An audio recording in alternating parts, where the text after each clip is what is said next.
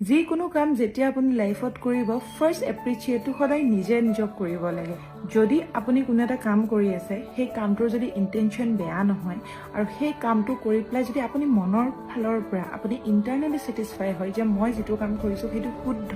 বা মই কোনো ভুল কৰা নাই তাতে এপ্ৰিচিয়েট বেলেগৰ কিয় লাগে আপুনি নিজেই নিজক এপ্ৰিচিয়েট কৰিব লাগে যে য়েছ আই এম কাৰেক্ট যেতিয়া আমি কোনো এটা কাম কৰিম বুলি ভাবোঁ বা কৰোঁ তেতিয়া আমাৰ ফাৰ্ষ্ট মনলৈ আহে কামটো কৰিম নে নকৰিম কামটো কৰিলে ভাল হ'ব জানো বা কামটো কৰিলে